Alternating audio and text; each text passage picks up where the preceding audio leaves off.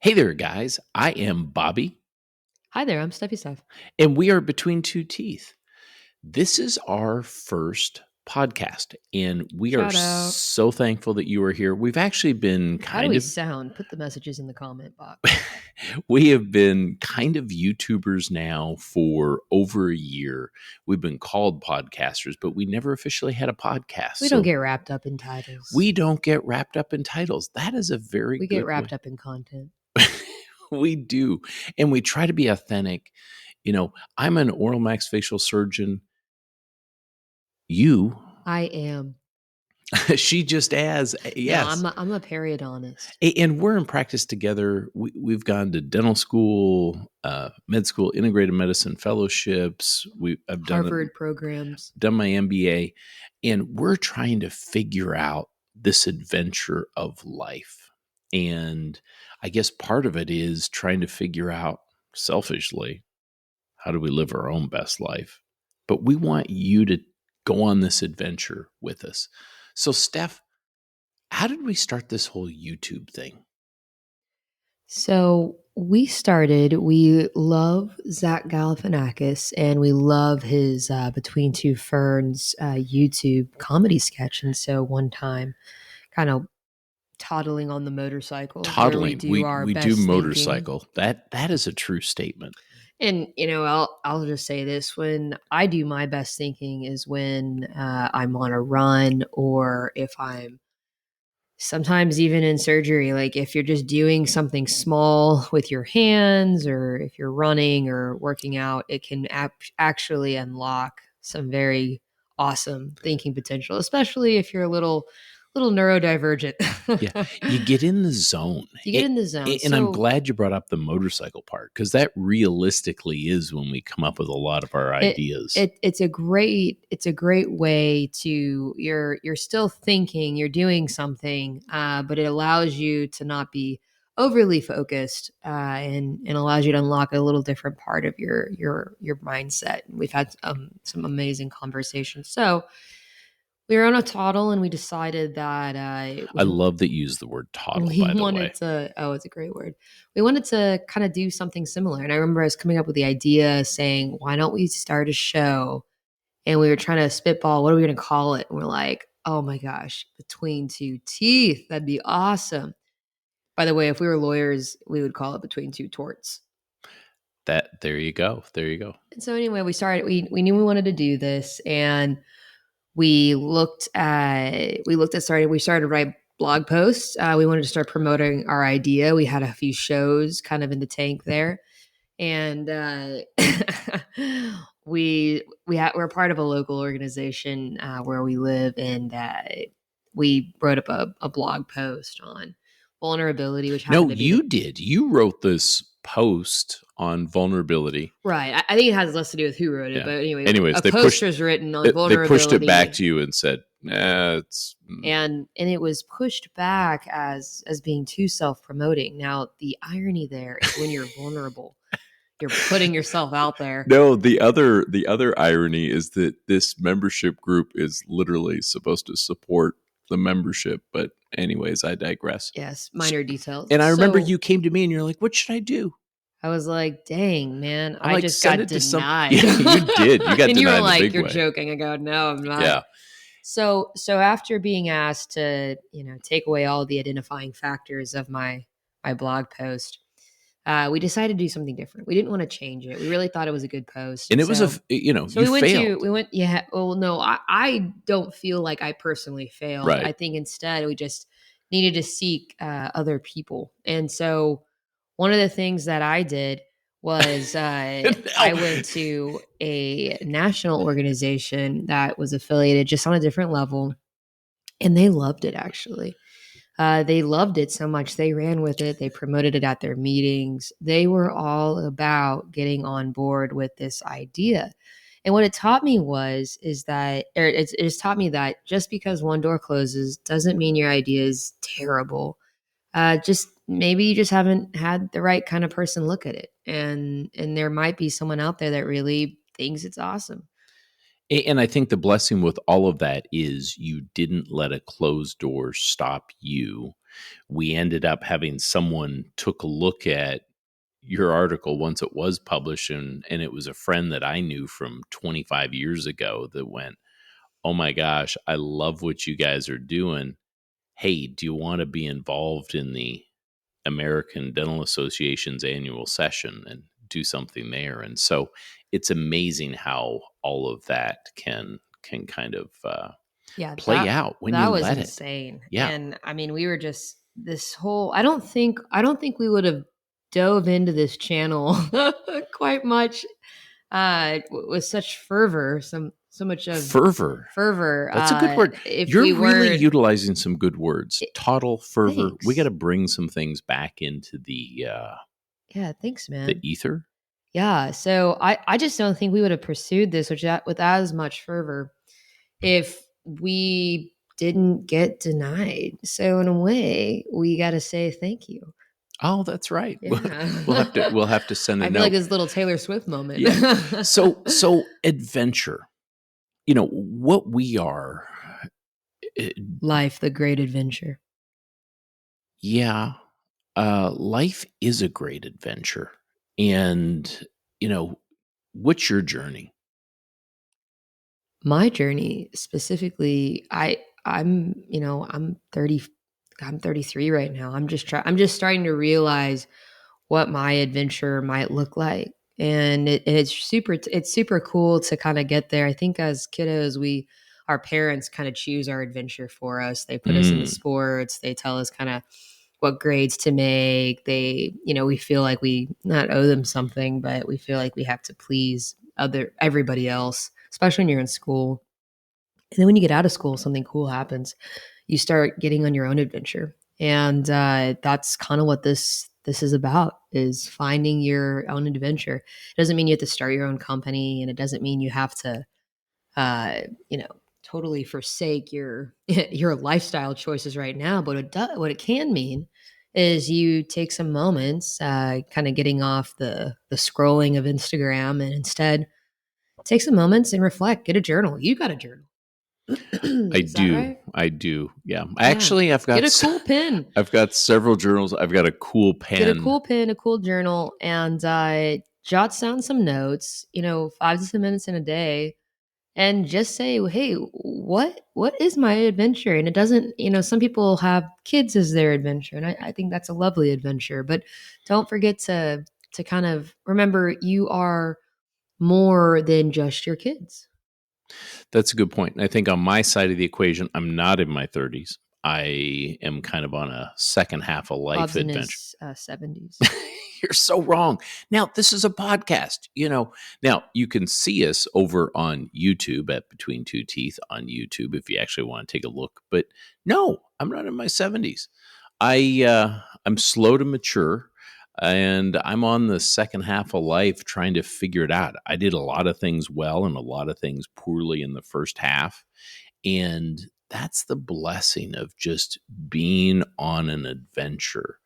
And that's what this, I think, with Between Two Teeth and the YouTube channel, man, we've had some adventures, and we'd really love you guys to follow us on many of these adventures. We did this motorcycle wellness tour, and it's something I never thought I would do. And I love what you say by follow us, Oh, please. thank you. I would amend that statement. Oh, she's going Actually, to amend it. I'm gonna Yes. amend it. I don't like the word follow. Okay, don't follow us at all. No, Whatever you I do. think from a clarification standpoint, Oh, clarification. of course we want followers Yeah. for sure. But our followers, I want to kind of be teammates, or I want our followers to be part of our family. I want our followers to connect with us and share their discoveries with us. I want our followers to collaborate with us.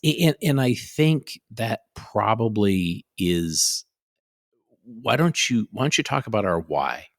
Because Right. it ties into exactly what you're talking about. So part of our why is we don't, we want to connect with as many people as possible. Connecting with people, I kind of see as not having just a mindless follower, but having someone that shares their own stories. We talked about that in an earlier episode where don't go ask advice, ask them to share their story. And so we want to connect with as many people as possible. We really want to discover new things about others, ourselves, and the world. I think this world is as big or small as you make it. And there are this is a concept you can have in business. You can have a fixed mindset or a growth mindset. And a lot of times with a growth mindset, the sky is the limit, and your pie just keeps expanding. Ooh, I like that. I'm a huge fan of the Pie. pie. Well, you're not wrong. If you're looking at us on YouTube, you will notice that. Yeah, I One probably of have. us, One one of us likes the one of pie. us has eaten a moderate amount of pie I and actually cakes and love. things like that. I don't like pie. I love cake. Well, so there you go. Um, what were we just talking about there? So I'm talking about the pie can get Oh, bigger, the pie can get and you bigger. love that So analogy. many people are of a fixed mindset, and it actually drives me bonkers when they look at it and say, there can only be one person that can win. There's only so much creative space. There's only so much money. There's only so many things you can create and expand when you have the right mentality. When you have the right mentality, you have the right leaders and the right participants in the group. Anything's possible. One quote we heard recently was, There's nothing that two vulnerable people can't do in life." And I believe that's true for business partners. I believe that's true for spouses, true for parent-kid relationships, any relationships, two friends, any relationships we have in life. If you have two vulnerable people trying to solve a problem, I think You human can beings solve the have problem. hope. So you talked about our why as far as connect, Discover. discover, And then the last and then top, what's the yeah, last the component? last kind of part of that is inspire. So allowing ourselves to be inspired by the universe. You love saying sometimes it's nice to let the universe guide you, take you where it will. Uh, Allowing others to be inspired by the universe around ourselves, to be inspired by the universe around us, and eventually inspire others.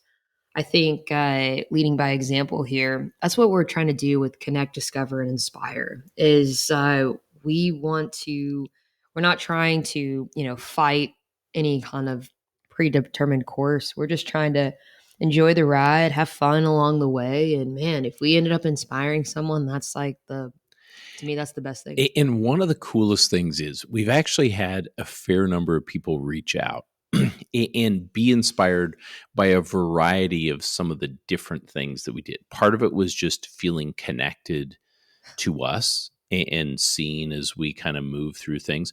Part of it was being inspired by either the Italian motorcycle adventure or the Ukraine mission that we went on by taking a team over to Warsaw, Poland. It, What's a fair number? I know a couple is two, no, a we're few not. is three No, or no, more. I'm not going to get If into you the go up number. to No, I'm a going to tell. fast food window and you're like, You know "Hey, what? can I have a fair number of fries?" They're gonna I'm, be like, "Is I, that I'm. 5? You know what? Is that I'm not. 15?" I'm not a person that counts numbers. You know what? This length We is gonna be had a fair number of we had minutes. 5 subscribers to our YouTube It's channel like when for people say, a "Hey, give me a long minute," period of time. or "It's been a minute." So how did this, we talked a little bit about Zach Galifianakis being the inspiration. Our humor is a little bit off. I grew up in Canada. That's part of it. We think things are funny Can you give and us 2 Canadian words real quick that would oot prove. in a boot. Ooh, that's Yeah. nice. And sorry, How do you say milk? I'm not going to say it. Milk. I think it's spelled MELK, milk, but I digress. Milkins. So a lot of life, I think, and it applies to our channel here, is you just have to start. And when you start, you will not be good at so many different things. Would you agree with that statement? Yeah, for Does sure. that hold you back sometimes where you don't want to start until you're perfect or you get No. in there and you're like, If I'm you're an just going to go for it. experiential learner like me, You are you start knowing it's going to be a mess. But you love that because then if you and I've been I was talking to a gal, she's getting into hockey right now. We both play hockey. And she never did sports as a kid. Hockey is her first sport. The hockey team I'm on is full of new to hockey players, but a lot of those players played soccer, basketball, something in their childhood. So they're sporty, and with the exception of her, she is not. And so what I told her is I was like, hey, sorry, I'm getting a signal. I'm just making sure we're on the same Yeah, page. we're on the same page. So what I told her was, look, when you're trying to get good at something, it's knowing that you're going to be terrible at it at first, and focus on the basics. Don't try to focus on this wraparound shot. Little by little, that's how you get good, really, really good at things. Whether it's sports or if you're trying to practice, whatever. Very, very small baby steps. A little bit every day goes a long way. I think being okay with not being great, certainly off the get-go. I think just having the courage to start the adventure.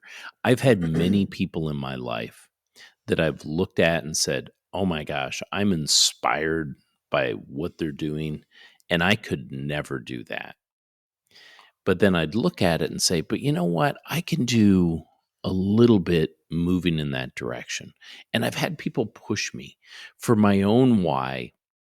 I ended up being pretty burned out. I'd been in clinical practice for some time. I took a month off to do a public policy fellowship and took the entire month of April off. And for me, it was eye-opening. It was a leadership management sort of thing. And they actually had talked about burnout. And it was one of the last days of the class. I'm like, oh my gosh, I'm burned out. And sometimes you have to get removed from a situation to really fully appreciate where you're at. But it was helpful because during that time, I was able to kind of develop my own why. And I know you developed your why. And for people listening to this, I would push them, because that's what I do, to sit down and say, what's your why? I think yours was from the Sisterhood of the Traveling Pants. I have no idea what that reference Eat, Pray, is. Love. Is that you keep saying eat, pray, love. So here's the deal. I'm doing this public policy fellowship. A lot of the people in the group it were just like, rhymes with your, if Eat, Pray, Love just tends to rhyme with yours. okay, stop. Because I felt kind of bad developing my own why. So your first why was actually, I thought, limiting. I thought it was a fixed mindset. It was. And this is not the one we're joking about right now. It was one before that one. It was pretty bad. And that's where I meant to kind of I meant to inspire you to venture elsewhere. You're not wrong. But the next one you had was pretty cool. Live, laugh, love. Are you done? Live, laugh, love. No. And the funny thing is that you're around these military professionals and they all got these that's what I'm trying to say. Mission statements of power. I've got these people that like they're on seriousness. They're on track to be ambassadors of Bob countries. Steps up and goes, live, laugh, love. Are you done? Tra-la-la-la. If you could see on YouTube right now, you'd see Steph just smiling away. It's exactly what kind of slightly off what to that the side. Group kind of needed. And I'm still trying to tell my story. No, tell it. I'm giving you this signal. Okay, very good. So now I will complete the story. So I sat down. We had a class on, what the why is. And really, you want to have something that's pretty concise and meaningful. And yes, my first one that I came up, my first many were super duper basic. You done? See, if you run YouTube, you could see why I said that. But anyways, it was super duper basic. And then I got closer and closer and closer. And I came up with my purpose was to live, laugh, and love. And I modified a little bit after that. I felt it was too basic because that's a common thing, but I've always loved that. And I love to live. I love to laugh. And I love to love.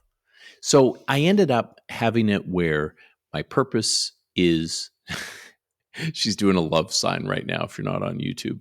My purpose is to push myself and others to fully live, laugh, and love.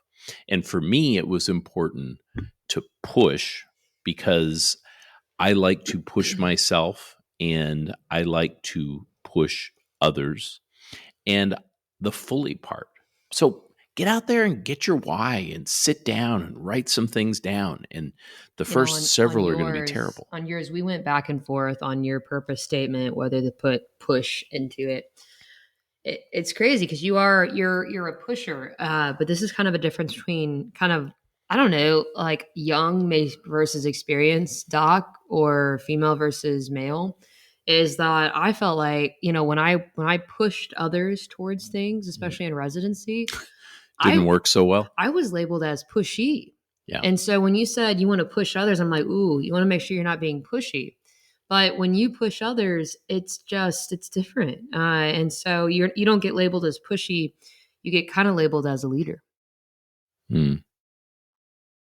Thank you. I think that's a compliment. So talk about your development of your why. And once again, if you haven't sat down with a piece of paper, a quiet space, or go for a walk and think about it, that's my push to people that are listening to this, is to say, really sit down and know you're going to modify it with time. But was it easy coming up with your why? I felt like it was fairly easy. I played around with words for sure, but connect, discover, inspire just seemed to hit all three. So I my first word of my why was really based on what I am craving most at this point in my life, which is connection. And it's interesting because in my generation, when we had social media in high school, we had the text, phones in high school where people texted each other a lot. And the one-on-one, the verbal communication was sometimes there, sometimes not. And we're just now entering, over the period of the past, 5 to 10 years, maybe we've been entering this space of mental health and well-being, and understanding words like trigger, and understanding the importance of uncomfortable conversations. And that all has to do with connection.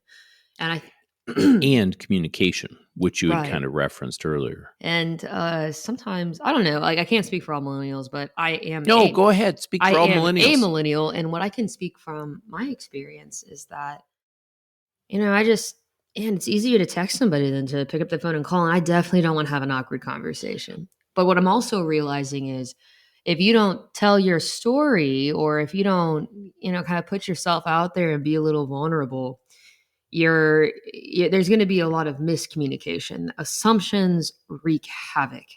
And one thing that women tend to do is, they tend to, at least for me, I tend to kind of catastrophize things in my head. And so for me, it's especially difficult to have those uncomfortable conversations, because a lot of times my frame, my reference, my lens is, built upon emotional data and non-factual. And so one thing that I've pushed some of my mentees towards, and myself, is to look at the facts, and really try to tease away the facts from the accelerated emotional thinking.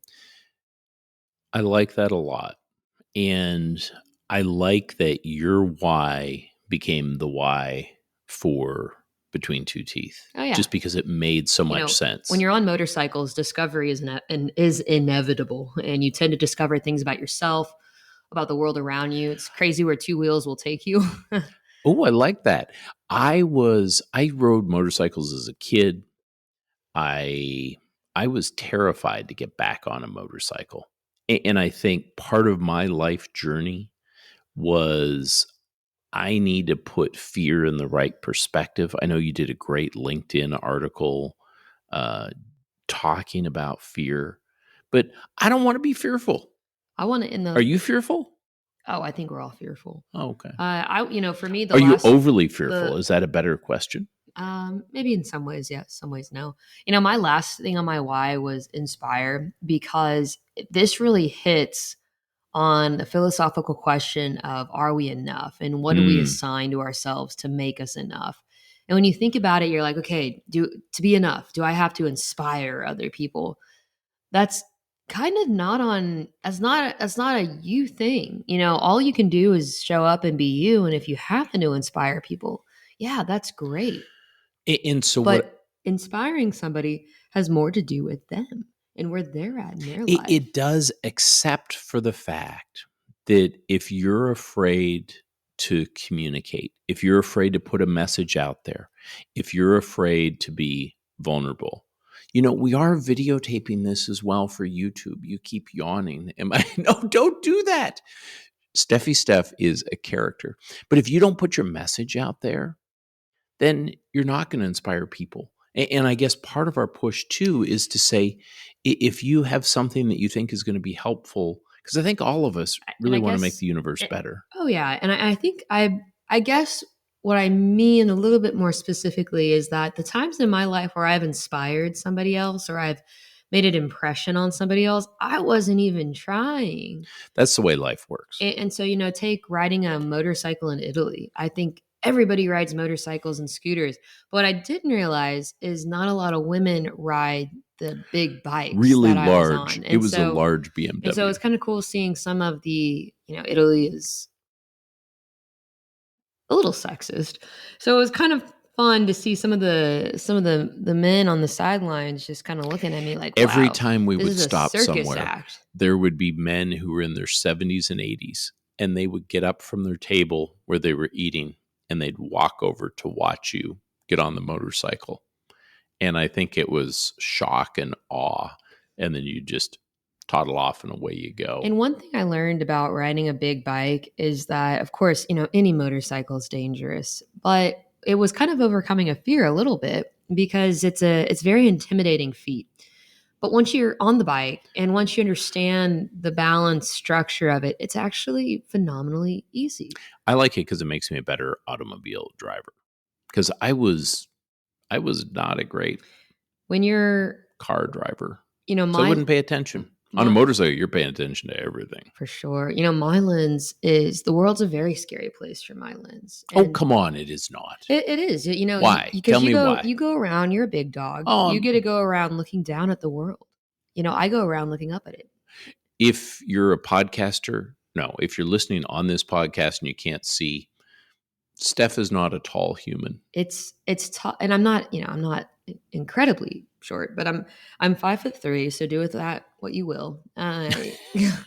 And so it's just my lens will always be someone that is looking up to most people, and it's tricky. Technically, I look up to some 18-year-old people, and that's kind of that messes with your mind a little bit. And so when you look at working with others, inspire, being an inspiration, inspiring others, and for me, connect, discover, and inspire. It's just it all has to do with your lens and how you see the world and how others see you. You inspire me. I certainly would not have taken the Italian motorcycle adventure. I would not have taken, some of the California motorcycle trips up to Big Sur. Oh, thanks. So it's good to surround yourself with people that will inspire you. That's a basic statement for me to say. But I'm also going to say another basic statement. Never say never except to say what I just said. So talk about how a lot of people were against us doing this. Yeah, social media, and this is one of the things I learned in my MBA that I did a couple years ago. Social media is your best friend, and it can also be your worst enemy. And I had several of my faculty actually, when I first put out the YouTube channel, couple that were more comfortable with vulnerability, 100% on board. Glad you're getting that message out there.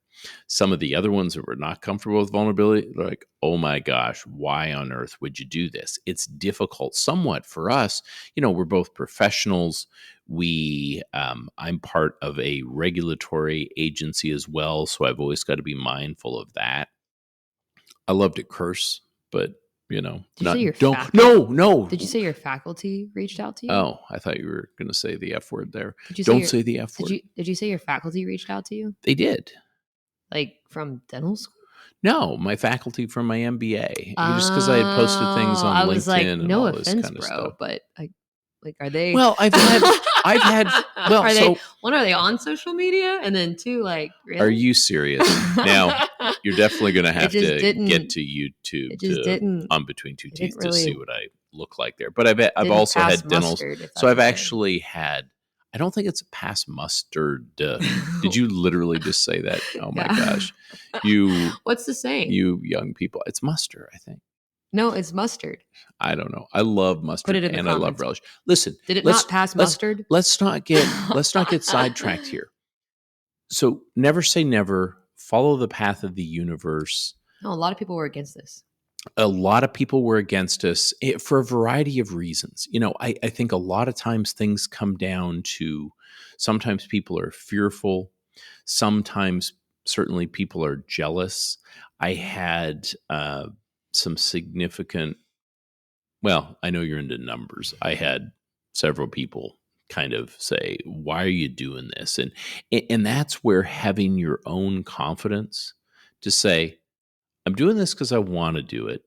This is frankly why having the why was important for me. That, I do want to connect with others and I do want to try to get a message out there. I want to try to have an impact and I want to be impacted by others. The fact that we're doing this, the fact that your article got rejected the way that it did, the fact that Rejection. we got invited to the ADA annual session because of that rejection, that got us in a spot. We were last year around this time, we're getting ready. We basically just snuck into this annual session, something called SmileCon. If you're in the dental arena, you'll understand that. And you reached out to the keynote speakers people.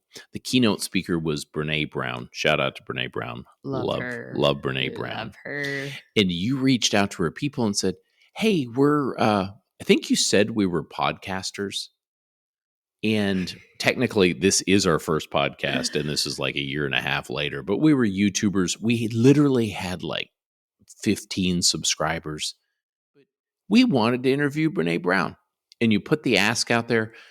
They politely, would they say politely said No. no?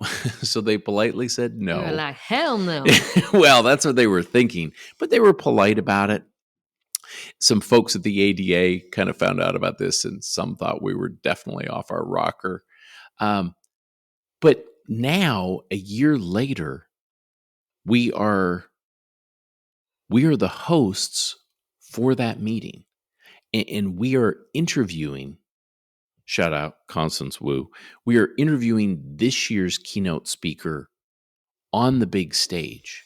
And to go from having an ask of, "Hey, can we interview you with our GoPro camera as you walk up to the stage," to now we're doing that because we didn't let things stop us.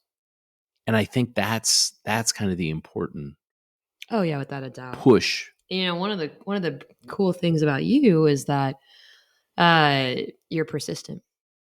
And Yes. it's not that you don't take no, but it's something different. It's I think you tend to ask different ways. What do you mean by that? I think instead of you don't get mad if you get a no. Rejection doesn't seem to phase you, and it's instructive because even though you get told no quite a bit, you just kind of I use the analogy: you shake up the snow globe and see where the snowflakes fall, and then you do a re-ask, or you ask a different person, or you try to figure out a different angle. And that's admirable because a lot of times when someone tells you no, you really don't know why they're telling you no. And part of the approach I think that's been successful for you and has kind of landed us on the stage is that kind of getting down to having a very nuanced understanding of, well, why is it a no, or why is there no response, and not getting emotionally tied to that, but just saying, well, what's the facts? I don't like emotion. Congratulations. Thank you. I try to utilize emotion to serve me well, but emotion can serve you very poorly, Right, but especially with what you're yeah, talking about there. for sure. Yeah, from a working together standpoint, emotion can be tricky, but from a human being standpoint and a connection standpoint, I think emotion is the biggest thing. So emotion Can is you the have a connection without emotion? no, you can't, I think, but also, and I'm not saying what I'm against is uncontrolled Are emotion you because against the first word of our mission statement? no, no, I like You just said connect. you hate No, I'm saying emotion. put emotion in perspective. One of the greatest things I learned in my MBA was the term amygdala hijack. We won't get into it now. Google amygdala hijack. It can change your level of effectiveness. You need to have a little bit more coffee. Do we So, so take a I, pause? so I love what this little point we're on though is huge because oftentimes I think women have a lot of bonding relationships, but they don't have a lot of bridging ones. Bridging relationships are like, oh, I got a job for you. I can get you a job. I'm a CEO. We're looking Mm, for a CFO. Let's make this connection work. Women tend to have more an easier time forming bonding relationships. Let's grab tea. Let's grab mimosas. Let's go brunch. Come see my baby. Women are a lot easier going at that. And it's easier for women because I think we're more tied into our emotions necessarily than some guys. And where I think as females, kind of you see more and more females in these top leadership positions. I'm reading a book right now, When Women Lead. It's an effort by a journalist to expose headhunters or people who are looking for CEOs of companies to what they can expect when they have a CEO that's a female. And it's about getting them familiar with what to expect when a woman leads. And the reason I bring that up is because as we try to strip away emotion, it gets away from the bonding connection and it transforms that into more of a bridging network, a network that's based on facts and based on getting things done, deadlines, and the like. And so I think there's room for both. And as we talk about connection, though, you can't strip away the emotion. I think emotion so makes you connection can't, magical and happen. and I think if you want to be effective, and a big part of that public policy fellowship that I did was figuring out how to be most effective. I think a lot of the bullet points there is appropriately managing emotion on your side of the equation, but also the person or people that you're interacting with. That's where amygdala hijack gets in. Once again, Google amygdala hijack. The other thing is communication. You referenced it early. You're in your early 30s. You grew up in a texting culture. I didn't have a phone until like the last part of undergrad. And so communication, your ability to verbally and non-verbally communicate will make or break you. Yeah. And if you're communicating with someone, or if you are that person who doesn't feel good about yourself, where you're at in life, or just doesn't have that comfortability there, you're going to have to spend a lot more time communicating and supporting those emotional deficiencies. Maybe I don't know what the word would be, but you're going to have to spend a lot more of your life force energy supporting that person, building that person up to get the best out of them because they're not telling themselves those things. And I like that you brought up life force energy because realistically, that's something I certainly look at, and especially as someone who's kind of on the second part of living life and trying to live their best life.